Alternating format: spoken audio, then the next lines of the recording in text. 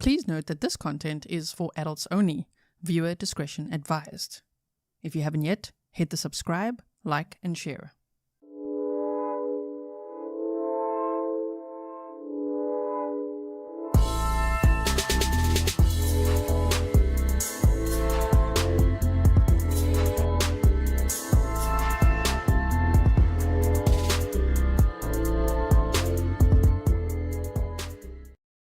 Hello everyone, and welcome back to another live stream with me, Grizzly. This is Grizzly True Crime, and today we're going to be looking at the timeline, and we're also going to be looking at the map based on what we learned yesterday at the press conference. Sorry, let me just boost my mic a little bit. There you go, that should be better.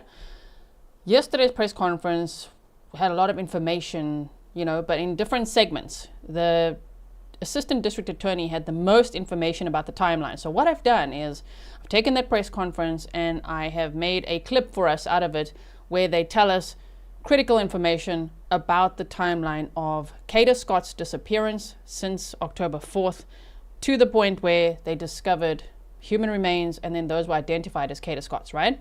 So if you like timelines, bullet points, maps, documents, then you're in the right place. If you're brand new here, welcome as well. Welcome to all the new subscribers. If you are local, so from Philadelphia, welcome to you. Thank you for being here. And if you are family or friends of Kada Scott, we are so sorry for your loss, and I hope you feel safe here with us. We want to see justice for Kada Scott, and we'll be following this case closely, right, Grizzlies? So the next court date for the suspect, Keon King, is November 3rd of 2025, so write that in pen. Normally we say pencil because it might change, but I think he'll be there on November 3rd. He's going to be facing new charges. We'll go over that as well. What are the new charges? What are the two cases that they're now going to have for him or against him? So let's recap everything and make sense of it all, right? Molly G, thank you for being a member for 3 months. You said looking forward to this deep dive. So what I'm going to do is I'm actually going to start with the timeline, right? And then it'll make more sense so that you can visualize the map. Maybe we'll do it we incorporate everything, right? First start with the victim in this case is Kada Scott. This is all about her. This is about justice for Kada. There was a vigil held for her yesterday as well. And my goodness, what a very sad ending to a missing persons case. Oh my word. Joy Ames, thank you for being a member for 28 months. You said proud member. Please like and share, everyone, so others can also learn this information, especially if they want a bit of a summary of what was said at the most recent press conference on October 20th of 2025. If there are any other press conferences or updates, I will certainly let you know. Samantha Lee says justice for Kada Scott. Thank you for all you do, G and mods. Thank you so much. Okay, Kada Scott was only 23 years old when she was murdered. So we are awaiting murder charges.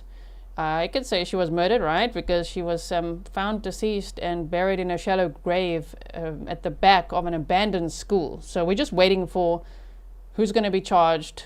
It'll likely be Keon King, but we'll have to wait and see. We also have to wait to see, is anyone else going to be charged? Because by what they said at the press conference, it's likely, especially because they say there's conspiracy after the fact. So the guy, Keon King, 21 years old, the suspect, could have had help after the fact. All right, so on October 3rd, let's move my logo, it's in the way. Here's my little timeline that I've simplified for us, okay? Bullet points, timelines. On October 3rd, a black 2008 Hyundai Accent was stolen from the 6600 block of Sprague Street. That's how I say it in my accent. Hope it's okay. Sprague Street. Java Junkie said, my most sincere condolences go out to all those who loved Kada. Thank you so much, Java Junkie, and for being a member for 31 months. So, that's what I say. Let's incorporate it all now. I want to show you that 6600 block of Sprague Street is actually, if we look at the map, wait, this is the Terrace at Chestnut Hill where Kada Scott worked and where she was, signing up for her work shift. But I just want to see where, there we go. This is 6600 Sprague Street. And you can see it's actually quite close to the Aubrey Arboretum. It would be about a 20-minute walk. Now, the reason I looked how long would it be to walk, especially from the rec center, how long would it be to walk there? 15 to 20 minutes to the 6600 Sprague Street. Why? Because I thought, well, if Keon King drove his gold Toyota Camry to this rec center, parked it there, walked this way, stole a vehicle, parked it there, and then left, right? in his vehicle, came back the next day, used that vehicle to go and abduct Kada Scott. That is possible, that he didn't have help at that point. Now, it's also very possible that he did have help already then, that there's more than one person involved. But I just wanted to check for us on the map, is it possible that Keon King, 21 years old, could have parked his car at the rec center? When they refer to rec center, it's this Arboretum Recreation Center. And you can see where it says rec center here, okay? This is where her body was found, right here. So you could see how close that is. Here's the rec center. Here's where her body was discovered. All right, so he could have parked his Toyota Camry there and walked, stolen a vehicle, come back, and prepared himself for the abduction the next day. That is possible. Pixie Dust said prayers for Kada's family and friends, which also then would make sense to me why they say conspiracy after the fact. So maybe people had knowledge of what he did, or the burning of the car, or whatever it is, right? Elizabeth said, thanks to you and mods from your Swiss neighborhood. Very nice. Thank you so much. And whoever's celebrating the 7-month Grizzly anniversary, thanks to you as well. All right. So I hope that makes sense. Now, let's look here. So you could see where the car was stolen from, right? Then on October 4th, Kada went on a date with another man to Top Golf. She got home, changed, and then went to work at 9:45 p.m. That's the last time her family saw her. Her shift started at 10 p.m. and 20 to 30 minutes later, she went outside. She was believed to be killed within 30 minutes, which is not quite what the police chief implied at his informal press conference, but at this more formal press conference, they say they believe that she was killed within 30 minutes of being abducted. The other thing is they say that Keon King was the last person that Kada had texted, and that was at around 10 p.m. She had apparently worked her shift, as it says there, 20 to 30 minutes or so, and then went outside. Now, on October 5th and 6th, the Hyundai Accent was seen on video at the rec center for 1.5 days. Keon King's phone places him there at key times. So let's look at that again, shall we? So the Toyota Camry was here at the rec center, and the black Hyundai Accent was also here. 2 vehicles and 1 suspect at this point. So they say that the Camry and the Hyundai Accent were here, and at some point after a day and a half or so, that Hyundai Accent was then moved to the 2300 block of 74th Avenue, which is over here, and burnt, set alight, to the point where 911 was called, and it was an arson event, and that is why now there's a second case being opened against Keon King for arson, and there's other charges related to that, but for burning this vehicle. And it burnt so badly that what was left of it was towed and then taken to the junkyard and completely compressed. So there's no evidence left there. Now they do believe that that's the vehicle that was used to abduct Kada Scott. And that's the vehicle that they say he used to move her body. Now, well, they say to move Kada. Now, is that moving her from her workplace to this rec center? Or is it moving her from being parked at the rec center to where her body was later found? Very possible, right? Very possible. Now, I'm thinking if they have video footage, we were all wondering, do they have video footage of at the school? It's an abandoned school. It's been abandoned since 2008. So maybe they have it here at this Aubrey Recreation Center. Unfortunately, we can only put the Google man like this. And we can only see this far in, really. We can't see too much further. But there could be cameras here. There's also a sign here that says no vehicles permitted on the premises. It's behind me here. Wait, there. Unauthorized vehicles. No unauthorized vehicles permitted on the premises. So that's interesting that the car wasn't reported being parked around here, right? Okay, so we've got that. If you want me to take you to other locations on the ground, we can do that. Marie said, does your brain work faster than you speak? In my opinion, thank you so much. Yes, sometimes. Yes, my brain is going for it. I'm already on the next point. Okay, but here we are. Am I going too fast? Please tell me if I am. If I need to slow down. I am a bit of a fast talker. Okay. So we've got that. Okay. So you could see, I hope it helps you visualize, that the Hyundai Accent was seen on video at the rec center for 1.5 days, and Keon King's phone places him there at key times. On October 7th, the Hyundai was burnt on the 2300 block of 74th Avenue. Cell phone data places Keon King at the site, which is why they were able to file those arson-related charges. The 911 call was made about the car. It was already at the junkyard and compressed. Then on October 10th, police searched the Arboretum based on tips that they received. Now, this thing about tips they received is very interesting, because whoever called in the anonymous tips to say, "You missed her, go back." Like, the police are saying that they'd already searched this area. From everything I saw, they'd searched the Arboretum very extensively. Grid searched all around here, especially because Kada's family said that her Apple Watch actually showed that this was her last location before everything was turned off. Her phone and iPad were already turned off, there at her workplace, not traceable. But here there was still a little location pin from her Apple Watch, and her family relayed that to the police, and that was part of their search here, as well as having video surveillance evidence from somewhere around here seeing vehicles going into this area. So they really searched this area extensively. I also saw, there's a lot of noise on social media, and I'm trying to watch all of it.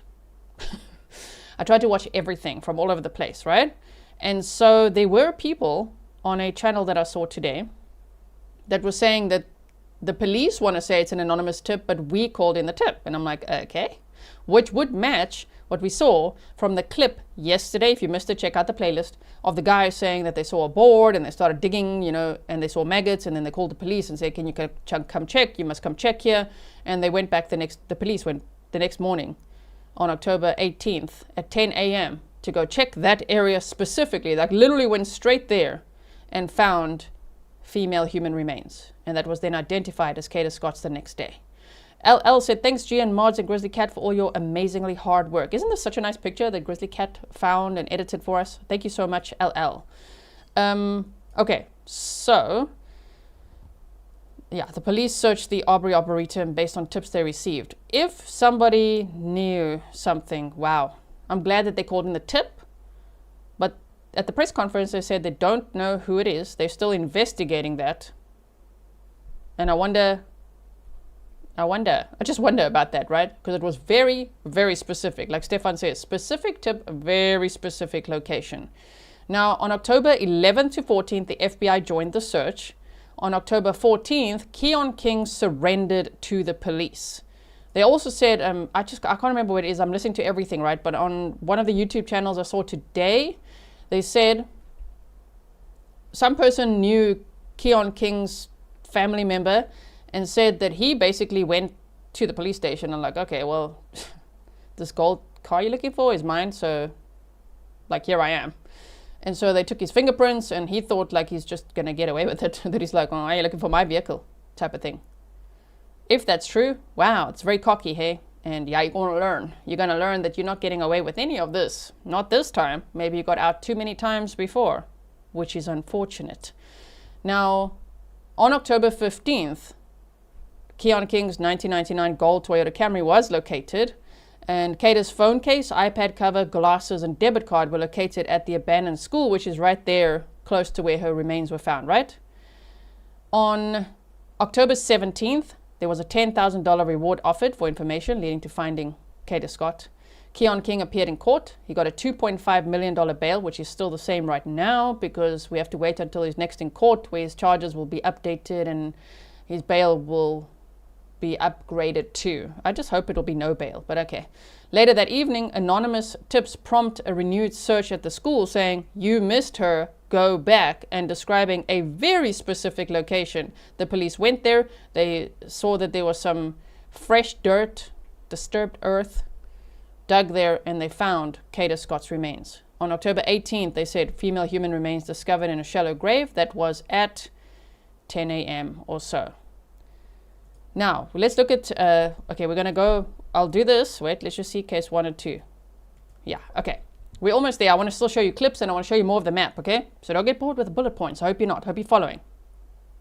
I wanted to say that today I saw a Fox News clip where the reporter was saying that the police were back out there searching and that they discovered additional remains. And it was just said so like, the police were back out here searching and law enforcement tells me that additional remains were recovered. And so this and this. And I'm like, eh?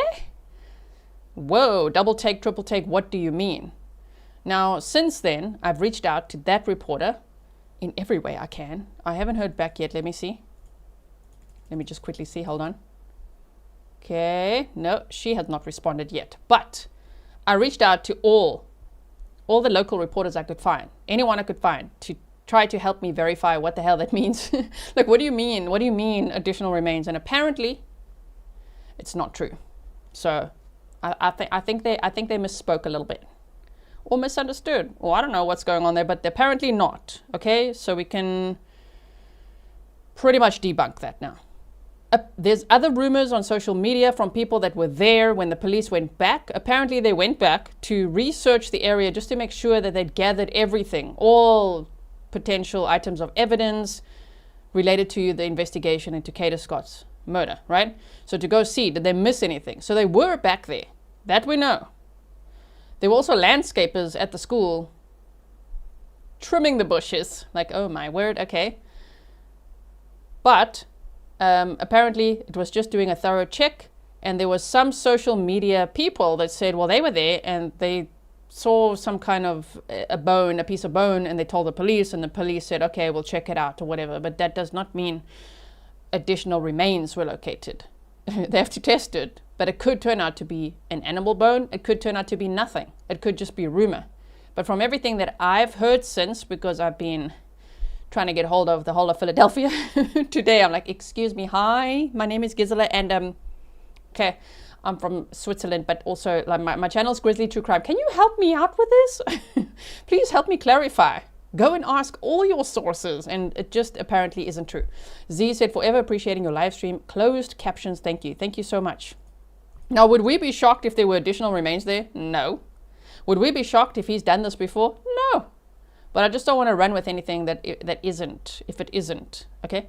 So now, look, he's going to have two different cases, okay? The first case that we already know about, because they said, you know, they do this sometimes. I'll give the example again. Remember Madeline Soto's case? They split Stefan Stearns' charges into two different cases, the CSAM one and the murder one. Remember that? And then that jackass thankfully pleaded guilty, and now we can just forget all about him. Now, in this case, they're doing the same. They're splitting the cases. They're saying case one, the charges are kidnapping for ransom, false imprisonment, stalking, repeatedly commit acts to cause fear. This is also based on previous charges being refiled. Recklessly endangering another person, tampering with physical evidence, criminal use of communication facility. Interesting. Case two, this is now the new charges, the new case that they will file. Arson causing catastrophe, conspiracy related to the arson, unauthorized use of an automobile, receiving stolen property, reckless endangerment of another person, and tampering with evidence. So all of those tell me the conspiracy related to the arson, receiving stolen property, that type of phraseology tells me, oh, that's where other people might be involved. And I don't know who or why or what, if we're going to see anyone else charged. Algoma One said, I live just a few miles from Kada Scott's home. Oh wow, so sad. Your channel helped encourage me today to report a domestic abuse situation next door. Oh my word. Firstly, well done for doing that. If you see something, say something, you never know. You could have saved a life. Thank you so much for doing that, for being a member for 25 months. And wow, this is like really a close case to you, right? Stefan said, G is now a known YouTuber in Philly. Yeah, now I've spoken to the whole of Philadelphia. Oh my. Okay, so those are the two cases. Why would they do that? The second case, these are pictures of the guy, by the way. His Instagram is deleted. His social media profiles are gone. I don't know why. Maybe because the FBI is looking into it. Sometimes they pull it down to see, well, who all have you been communicating with and what have you been up to, dude? Or someone who knows him deleted it. I don't know. But the second case was initiated because the events, theft, use, and burning of the Hyundai occurred on different dates and locations from the kidnapping, warranting separate proceedings. Why? Because they need to prosecute it successfully, right? That would be the goal. It includes a new bail hearing and preliminary hearing scheduled for November 3rd of 2025 alongside the original case. Homicide-related charges are expected soon, pending the medical examiner's full report on the cause and manner of death, but have not been filed. The district attorney emphasized no shortcuts would be taken to ensure probable cause. Now here, because he deleted, or somebody's removed his profile, I want to show you him again. In case, the reason I'm showing you him again is not to gawk at him. It's so that if you're watching and you interacted with this guy, if you know something about him, if he has done something terrible to you in the past, if you're a victim of his, whatever it is, please continue to contact the tip lines, because now the state needs to build their case against him, right? To make sure that he doesn't get out and doesn't harm someone again. His behavior has escalated. He's 21 years old and already has allegedly 3 or more victims, one being murdered, which is Kada Scott. We don't know if he murdered her or not. We have to wait for those charges, but it's very likely. But the others are women that he kidnapped, sexually assaulted, and strangled. They survived, but barely. So they were extremely fearful of him. So now that somebody's ended up dead, when he was involved with a stolen vehicle, his cell phone places him at key critical moments and things like that, well, yeah, they need to build a very strong case against him. So it helps if you can come forward and tell the police, even anonymously, if one wants to submit an anonymous tip to the police about him, that could be great. And if you're family or friends of his and know something, please say something. Pixie does said, gee, thanks for being a reliable reporter. Oh, thank you so much for your sticker. So here he is with a lot of cash. He was rumored to be the local pharmacist, dealer. Let's not give him a title like that. A pharmacist, a dealer, apparently, which is maybe how he has all this cash. I don't know it. This is the gold car, by the way, that they did find and tow. Okay. Also, yeah, Kristen Vasquez said, word on the street is that his dad works as a detective. I have to have evidence as being put out there. Could that be why everything is gone on social media? It could be, and that, again, that's a rumor. I have heard it. I take it with a grain of salt until I can see something to verify that, right? So here he is again. Okay. So just if you recognize him, if you know anything about him that could help the state prosecute this person who is now pretty much a career criminal. We looked at his past crimes as well, and imagine what he could have done in his teenage years. Imagine his juvie record, which we know nothing of, right? Okay, so that's what we have. Now, I have some clips to show you. So don't worry, it's not the entire press conference again. It's 5 minutes and 59 seconds of the most critical information that I want to revisit with you, so that we can make sure we have clarity on what the heck they were actually saying, because it was all over the place. Not in a bad way. I don't mean it was like all over the place in a bad way. It was just, I want to focus on what Assistant District Attorney Ashley said, because there we learn a lot about the timeline, about the vehicles, about all of that. It's also now not in chronological order. I've made sure to put it in an order where we can follow, okay, layer by layer. So if you missed the press conference, the full one yesterday, go check out the stream from yesterday, which is on the playlist. The playlist is linked in the description box below. You might want to see how the district attorney walked off. Oh my word, that was a weird way to end the press conference, but okay. Here we go. In terms of the timeline, you pretty much got it accurate, meaning the car was stolen on October 3rd. Obviously, Ms. Scott goes missing the next day. That vehicle then, we believe, immediately goes to the rec center. We believe it remains there for about a day and a half until it then leaves and the car is burned. In terms of what the video showed or what we know about what happened there, I'm not going to comment on. I think there will be an appropriate time for those details to come out, and that appropriate time would be at the preliminary hearing when all of the evidence is presented. But in terms of a timeline, you had it right. October 3rd, the vehicle goes missing. October 4th, she goes missing. We then pick up the vehicle at that location where it remains for about a day and a half. It then leaves and is burned the next day on October 7th. So did you get that? Right, I'll show you the map again. Indy Isham said, thank you, Gizla and Mods. Thank you so much for your sticker and for your support. Okay, so again, from here, they say the Hyundai Accent was stolen. Kada was abducted from the Terrace at Chestnut Hill, this assisted living facility where she worked, and she'd only worked there for about 2 weeks. One question that I have is who harassed her, because she got harassing calls in the weeks leading up to her disappearance. Who was that? Is that just somebody else? Was that Keon King? Is it somebody else involved? Why? Why was she being harassed in the weeks leading up to her being abducted? So she was abducted from here. They say they do not believe that she went willingly. That does not mean that we can't consider the possibility that she got in the car willingly, but then, didn't want to leave, wanted to go back in to work, and then maybe there was some sort of argument or something that happened in the vehicle, for all we know.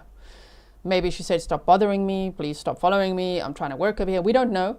I'm just saying, if they say she didn't go willingly, yes, we have to consider, well, if she left the building, then how did he lure her to a vehicle that she wouldn't have then recognized, I would assume, because it was a stolen vehicle, right? Anyway, either way, her devices are mostly turned off here. Her Apple Watch still has a location at the Aubrey Arboretum. So going from here to this rec center, this is what they're talking about, the rec center.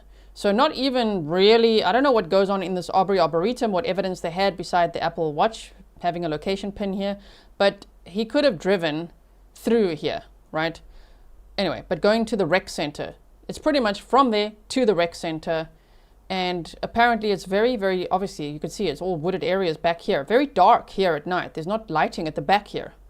So that's pretty scary as well. But parking at the rec center, and they will tell us the Toyota, his gold Toyota, was also here at the time.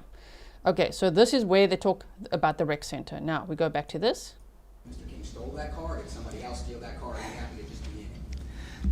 I don't want to comment about what I believe happened. All I can say at this point is what the evidence that we have, and what I can say is the evidence that we have is that Mr. King's phone is on location when that vehicle's at the rec center, and it's on location when the car is burned. That is what we know right now. Was it on location when it was stolen? We have it in the area, but we do not have it on location. That's not to say he wasn't there. All we can do is look at the cell phone evidence that we have in terms of when calls are being made and when data can be plotted, if that makes sense. My answer is essentially going to be the same thing, right? I mean, obviously we did charge conspiracy, so at this point we do have reason to believe that other people may have been involved after the fact, but in terms After the fact. We believe that other people may have been involved after the fact. That's an interesting sentence. Let's go back a little bit. My answer is essentially going to be the same thing, right? I mean, obviously we did charge conspiracy, so at this point we do have reason to believe that other people may have been involved after the fact, but in terms of who those people are and the level of their involvement, I'm not going to comment at this time. It's very much still being investigated. And you mentioned that the car was towed and impounded. Is it believed that King had anything to do with that, or that was just the community making calls saying like it was car? There was a 911 call that a vehicle was on fire. So police did respond to it. The fire department responded to it, ruled it an arson, and then at that point, when they were finished with their investigation, the car was demolished. It was burned. So it was taken and towed and compacted and yeah. Demolished before they could pull evidence from the car. Yes. Well, and I'll say when we got there, it was completely compacted, right? What the tow company had already done or what the junkyard had done had already been done. With that being said, the car had been completely burned. And in terms By that they mean there wouldn't be any forensic evidence in it. Which again, this is why this reminds us of Sade Robinson's case. Do you remember Maxwell Anderson, like, burning Sade's car? But then there was a lot of footage of him walking. And I'm wondering if in this case, because of all the other surrounding area, video cameras, ring cams, things like that, if we're also going to see similar footage at the trial. Wouldn't be surprised, right? In terms of being able to tell what happened, the fire department was able to say it was an arson, and we're also able to have video to kind of piece things together. So there's no question about what happened. We were able to determine that. Yes, so what I can say at this time is that at the point where the Hyundai Accent is on scene, on video at the rec center leading up to all of the events we're talking about, the other car, the Toyota, is there as well, and we believe the people in these vehicles are working together. The people and these vehicles are working together is how that's worded. That's why I just wanted to listen to this, just focus on what was said here, these most intense moments yesterday, huh? The people and these vehicles are working together Interesting. Stefan said Ashley was the only one that made a good impression in that presser. Which, yeah, we're focusing on what she said because that's where the facts are, right? And we want the facts to try to understand what is going on here, because this timeline, it sounds very complex, and it sounds like, obviously, we still have a lot of questions. And also, yeah, just thinking about, I've been thinking about this all day. I can't stop thinking about this case. Like, wait. So what does this mean? Like, so, okay, as someone just said earlier, his phone, his digital footprint was pretty much everywhere, like the rec center and where the car was burnt, which is over here. And in the area where the car was stolen, this down here is where the gold Toyota Camry was found. But from where the car was stolen over here, his cell phone is in the area. From the Aubrey Recreation Center, his cell phone places him there at all the key times. His cell phone places him here where the car is burnt. But where it does not place him is outside the workplace where he had allegedly abducted Kada Scott. So maybe he's going to turn out to be a dumb criminal. Do you know what I mean? Like thinking, ooh, okay, I won't have my phone on here, but everywhere else, because I already operate in this area as the local pharmacist, for example. I'm just making an example. Maybe he's comfortable in this area. Maybe he knows it very well. But just thinking, ooh, I'm going to be like super stealthy over here. Yeah, okay, but they have you everywhere else, dude. Now, I want to know if they already know that his cell phone places him at all these areas. If the FBI is involved and they're doing cell tower dumps and things like that, who else's cell phone is there at the rec center at the same time? Do you know what I mean? Sussex Sandra said, there are guys like him who think they are big shots because of their ill-gained wealth. They think they can have any woman they want. They don't understand the word no. And I mean, I also think if he was talking to her, because they said they were texting, they were in communication, especially for several hours is what's being reported. That's what they said at the press conference as well, on that day, you know, before she was taken that evening. We don't know if he was really into her, stalking her, if she was just being polite to him, whatever. Maybe he saw that she went on a date that very night. Maybe he was jealous. Maybe that ticked him off. We don't know. But somebody like this that gets so obsessed with other people that he stalked other women, kidnapped them, sexually assaulted them, strangled them, they survived from the cases we know of, you know what I mean? There could be others we don't know of. But from that alone, you could tell the type, right? Yeah, it's a very obsessive type.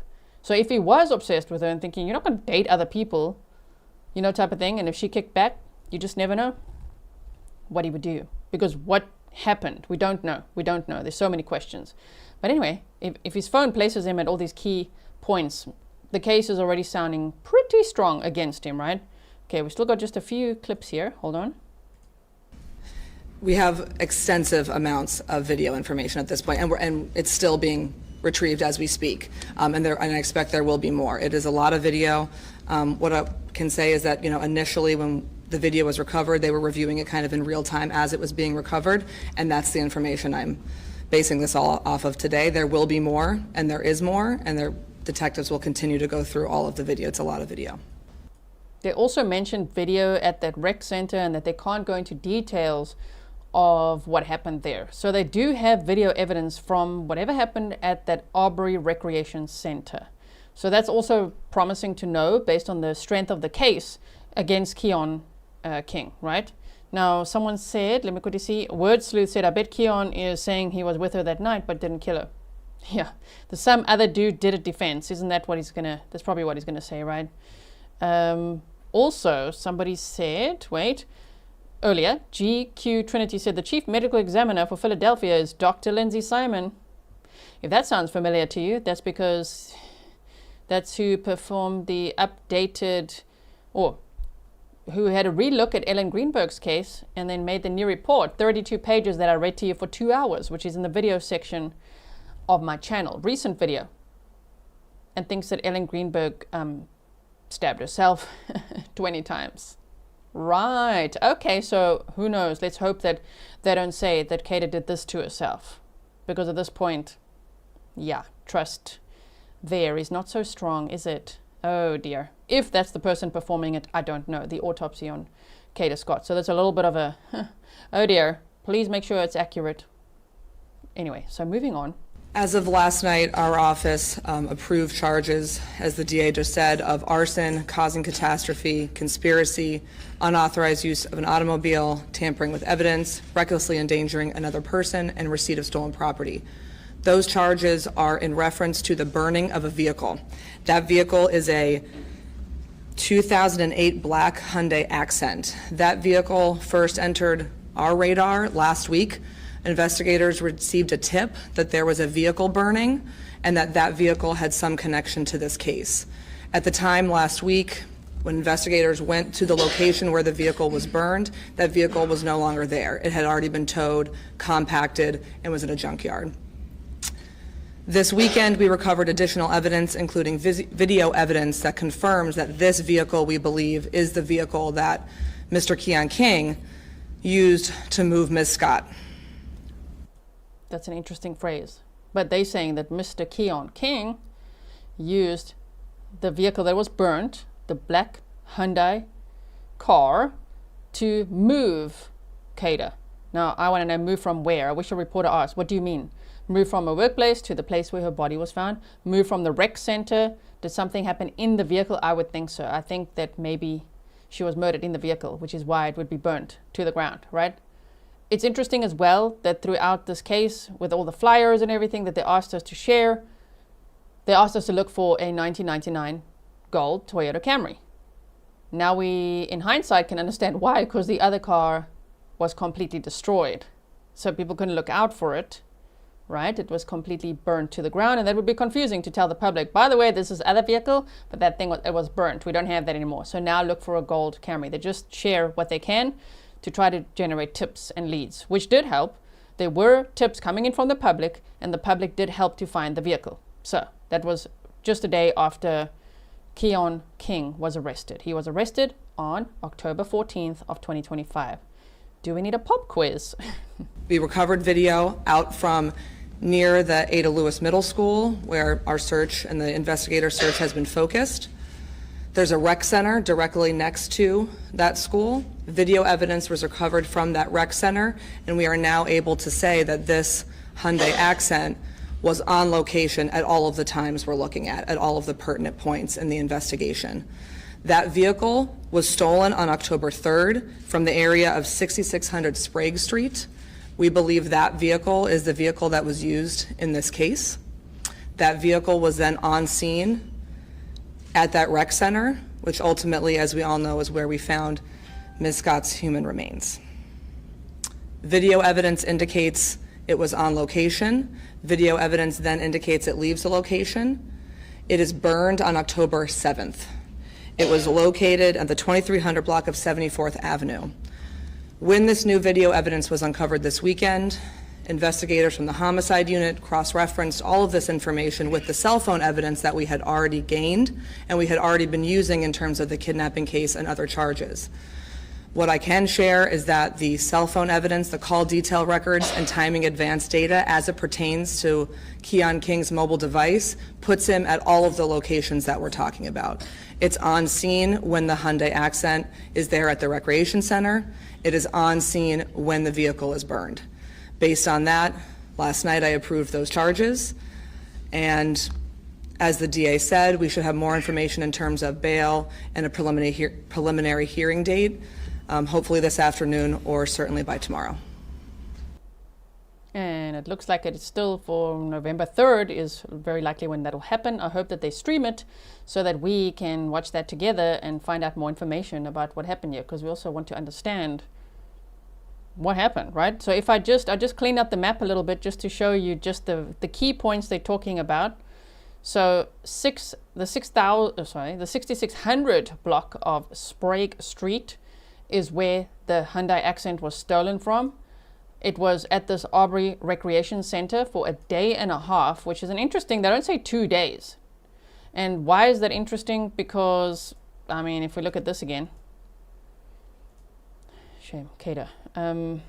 October 3rd, the vehicle was stolen, right?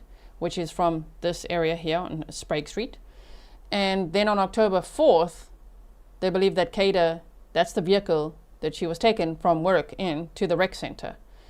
And then October So October 4th, that night. Then they say the vehicle's at the rec center for a day and a half. So what does that mean? Like the whole of the 5th? You know what I mean? What's half? Is it half meaning the morning of October 5th and then that, you know, until the morning of October 6th type of thing, until the afternoon, whatever. It was on October 7th when it was burnt, meaning it tells me that there's a little, if it's a day and a half, there could be a half a day somewhere in here where that car went elsewhere before it was burnt. And maybe wherever it went is where they're going to arrest other people for conspiracy after the fact. Do you know what I mean? I think that there was a lot of forensic evidence in that vehicle, which is why it was burnt. And now it's completely destroyed. Burnt, compacted, game over for that vehicle. So I don't know how much evidence they'll find in his gold Toyota Camry, which they do have. That one was fully intact and all of that, right? So yeah, the vehicle was stolen again from here, parked at this Aubrey Recreation Center for a day and a half. That is the vehicle they believe he used to move Kada Scott. Her body was found here. Items were found somewhere outside of the school here. Some, you know, I reported yesterday, I think, in the school because they went into the doors on some of the video clips and that was initially reported. But somewhere around here, her phone case, iPad cover, debit card and glasses were found around this area. And here at the back here is where her remains were discovered. So yeah, and then the car was moved, burnt, and then where did he go? Meaning, okay, if let's just take this other point out, let's take this Sprague Street out. So if let's make the man walk. How about that? 31 minutes, meaning from the recreation center. If his Toyota was still parked here, and he drove the vehicle, the Hyundai Accent away, burnt it, he could have easily walked back just for 31 minutes. Then there's also going to be video footage of that, of him walking back to go and collect his own vehicle. But he could have also just had a ride. If it's a ride, it's 10 minutes. Quick 10 minute ride back to his vehicle. Do you know what I mean? There's lots of possibilities still. I think it'll all become a lot more clear as the weeks go on. The months, of course, these things can take time, but the next preliminary hearing date has been set. The preliminary hearing date has been set for November 3rd. That's his next court date. So we shall have a look at that. Now, I do want to show you quickly. Let's just, let me just see. Yeah, I want to show you this. Just for interest's sake, that this was Kada Scott's very last post. Shame. She's got 5 different Instagram accounts. This one is called K Couture Fitness. She also had Couture Art and different couture brands and also a Kada Scott one, right? So this one, she said, "Smart women shop smart." And that was posted on October 3rd of 2025. And she was last seen alive on October 4th of 2025, just after 10 p.m. So to think that she was, look at her, it's like in peak shape, healthy, smart, educated, whole life ahead of her, 23 years old. Shame. She said, yeah, smart woman, shop smart, just buying her, you know, groceries and things. Murdered the next day. That is so sad. So if you've never seen this before, I just wanted to show you that. Then I also want to quickly show you this, and we're going to look at some clips quickly as well. So this article from NBC 10 Philadelphia. I just quickly want to see, there was one sentence I wanted to show you here. Yeah. Police sources told NBC 10 that they believe Scott and King were texting with each other for several hours on the day she went missing, with the last text coming in at around 10 p.m.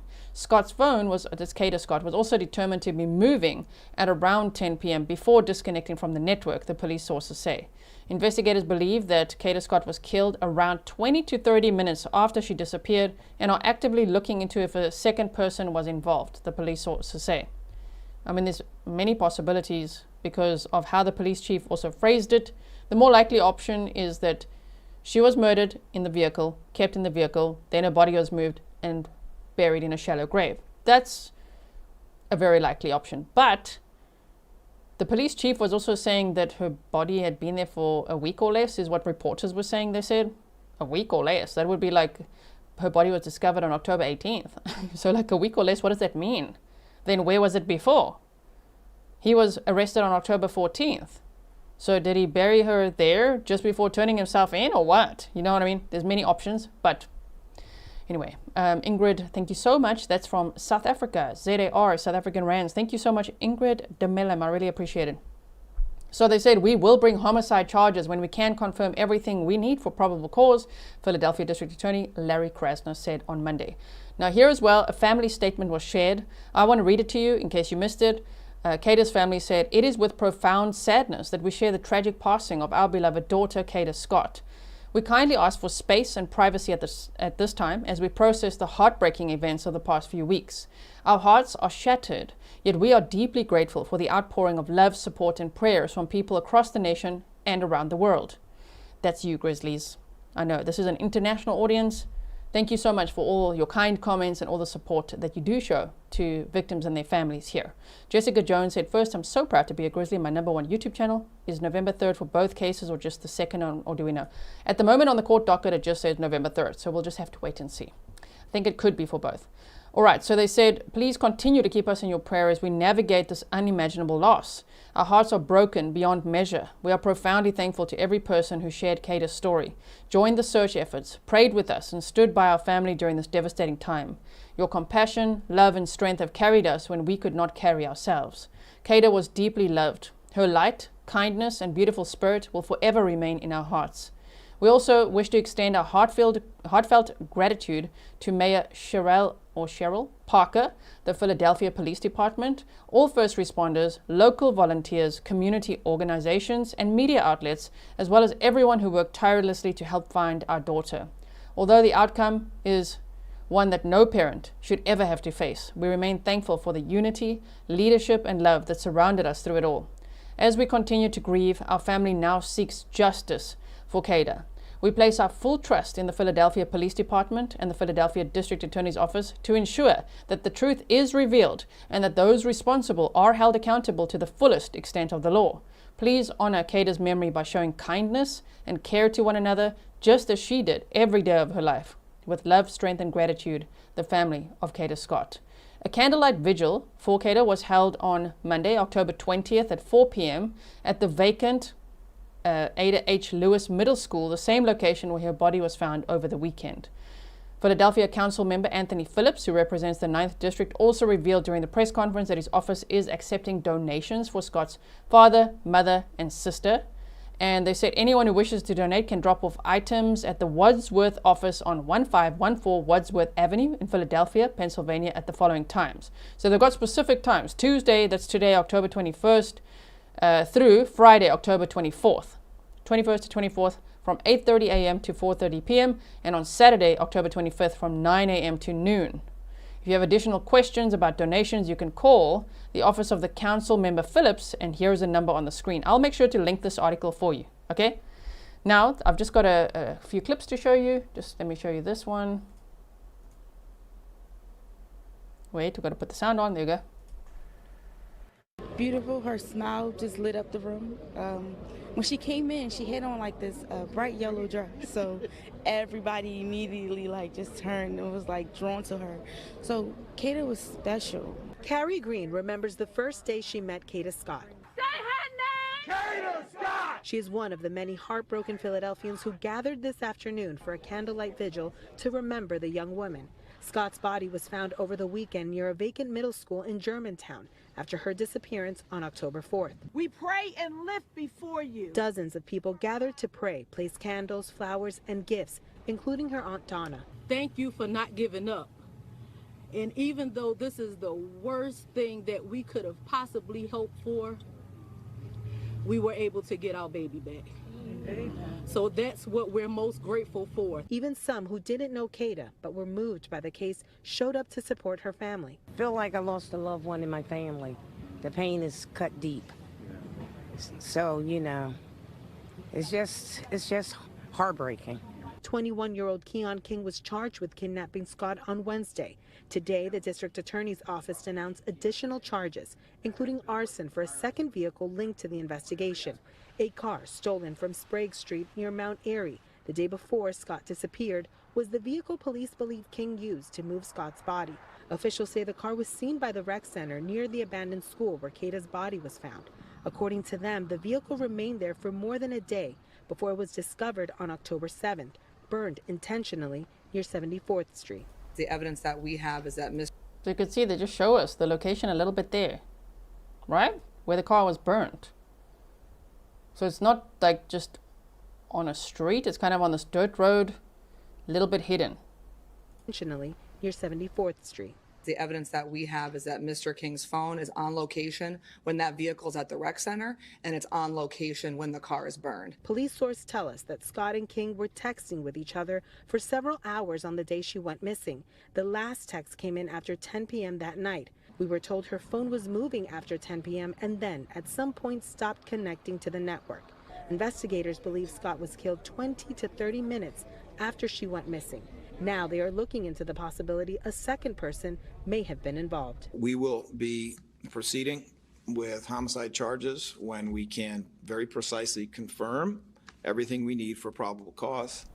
The medical examiner's office has not released Scott's cause of death.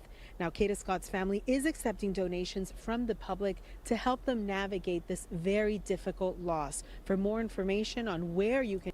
I will link the article for you that we just went over as well. We've also got this clip. There's two more clips here. Yeah. The Philadelphia medical examiner confirming it was her remains found behind a vacant school over the weekend.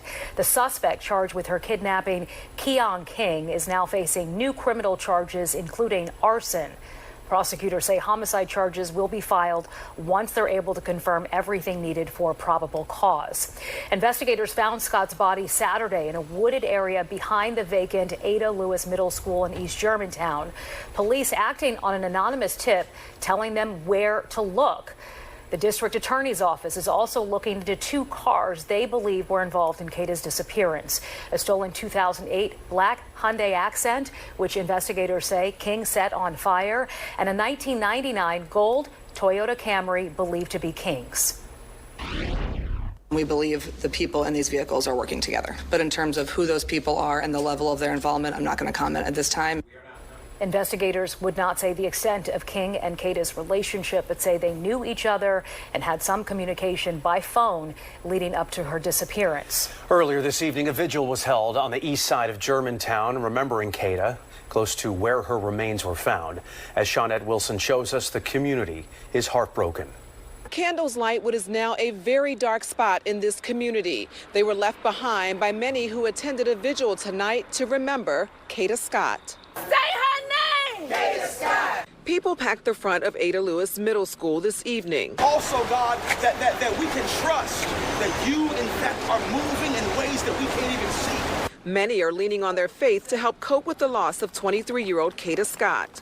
Great is thy faithfulness. DNA results confirmed that Kada's body was found over the weekend, buried behind this closed-down school.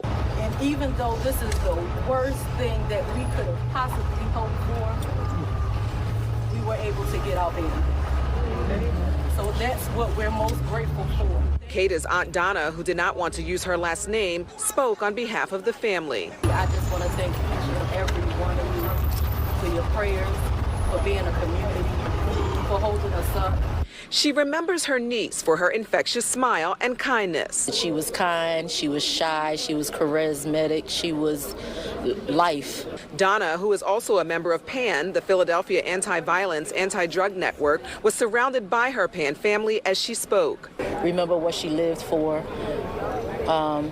That's it. Just remember who she is. State Rep Andre Carroll organized the vigil. You guys are the reason why the world now knows Kada Scott.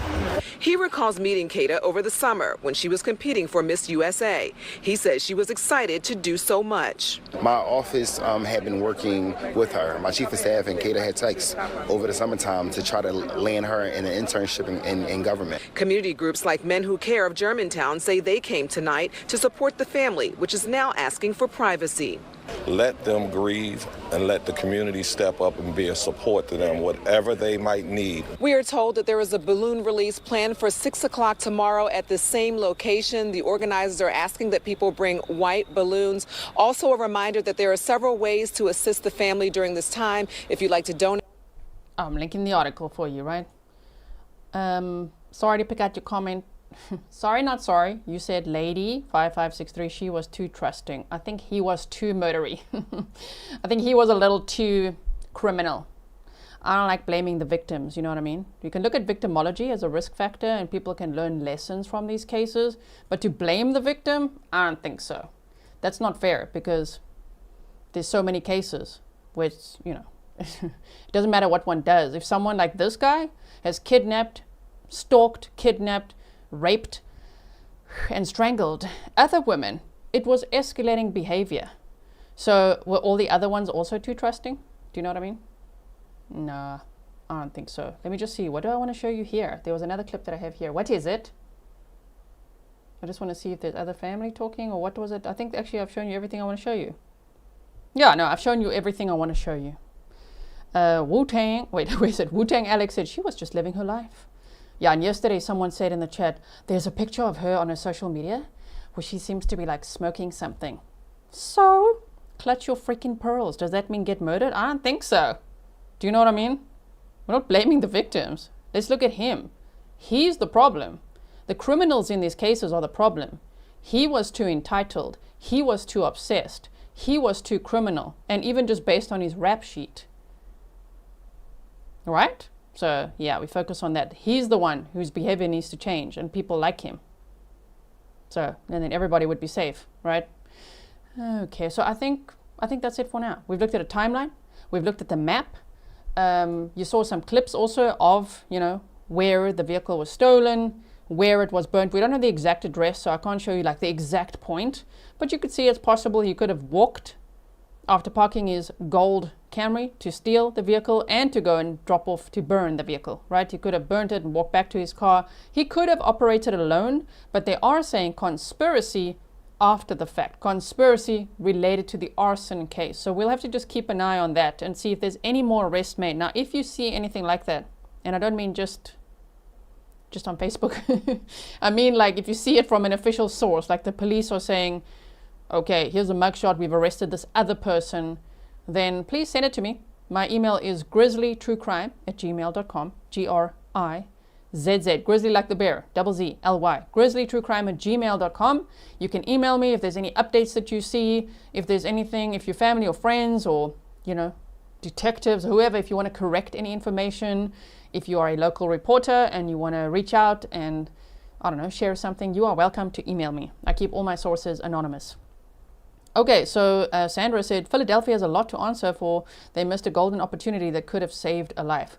Well, Philadelphia, especially with Ellen Greenberg's case, has a lot to answer for already, am I right? Oh my word. So yeah, what is going on?